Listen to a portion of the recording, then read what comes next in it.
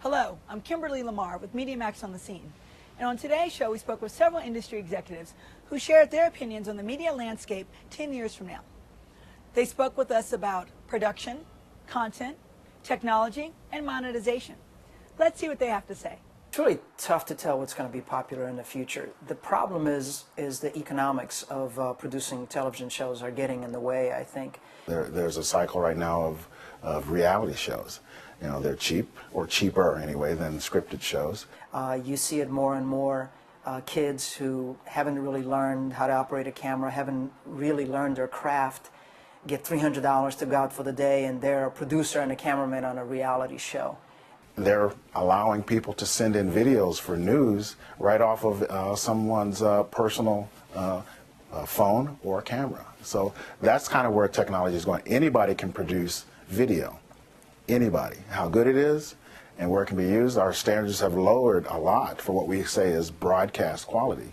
I think the quality of production won't be affected by those that are sort of just coming into that media now. I think the quality of production will be hugely affected by the children that are growing up with all this technology. You know, it's inbred in the, you know, the 4, 5, 6-year-olds these days. They're on the computers, they're on the cell phones, they're on the iPads, the iPods.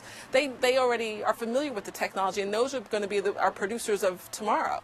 There'll always be some calling for scripted. You know, there's always going to be some call for people creating a fantasy.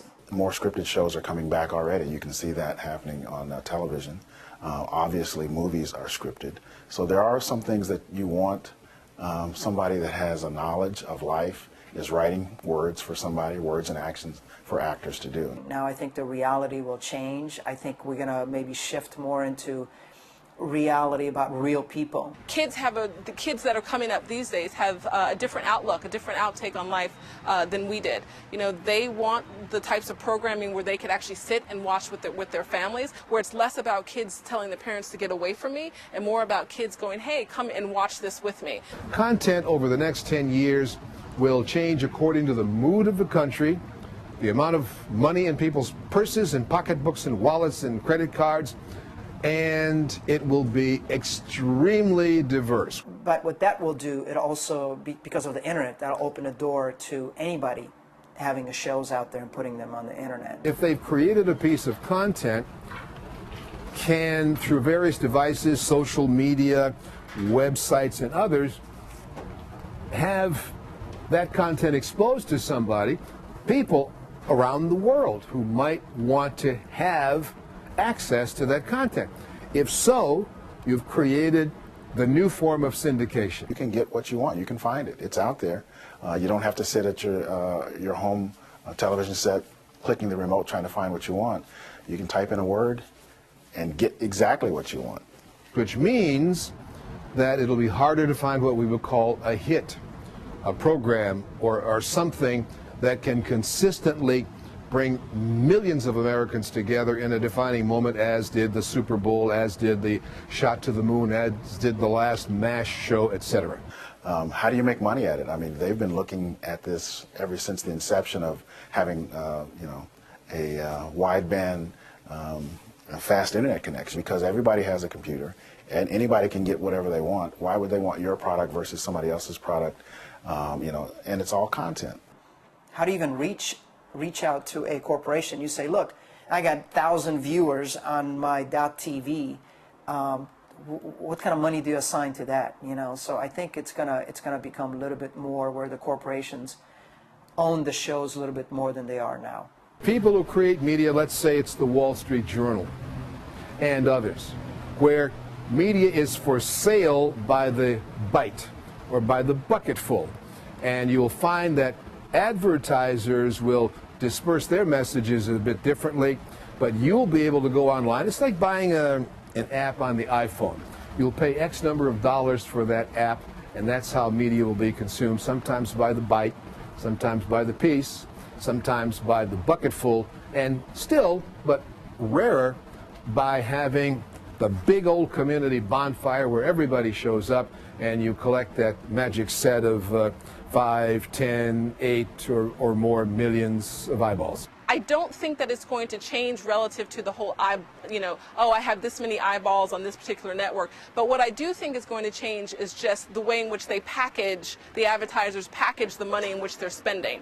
Even the networks themselves are using the different multimedia platforms to market themselves and their shows, and I think the sponsors are going to go along right with them. And what will technology look like 10 years from now? Technology will grow. Technology will change, and I think it's going to be who knows what the next thing is, But people are watching, which is funny because people are accepting of watching 3-inch screen on iPod, and then at home they have to have a 70-inch. There's the chasm between those two is pretty wide. I think some of the things that we will see in the future that we've been looking at on our futuristic television and of course the movies, like the hologram that was introduced, I first saw it anyway, in a Star Trek movie years and years ago, where there was an object and you could see 3 sides of it, top, bottom, and the back. So that's kind of where the technology is going, something that's going to be more realistic than you and I can imagine. Eventually, if we continue moving in the direction of 3D, why not create a set of glasses like they have, like Data had on Star Trek, where you actually have everything right here rather than looking at a screen across the room, if you already have to wear glasses. So I have a feeling they're going to come up with something like that. But in my wildest dreams, I'm telling you, in terms of technology, if you can think it, it's going to appear right in front of you. In my opinion, the media landscape of the future will be astounding. Consumers and entertainment professionals will be better acclimated to the emerging technology of today to produce better content. It will be faster, cheaper, and of better quality. Advertisers will still produce commercials, but they will be more interactive, engaging all 5 senses. Ultimately, what we see as fiction today will be our reality of tomorrow. I think with the cell phones, with anything, I think they're just going to come up with a chip eventually and just implant it, and that'll be it, You just have to tap yourself on the head. Yes? Who's calling? Thank you. Bye. And that's our show for this week. Thanks so much for watching. We'll see you next time here on MediaMaxOnTheScene.com. I'm Kimberly Lamar.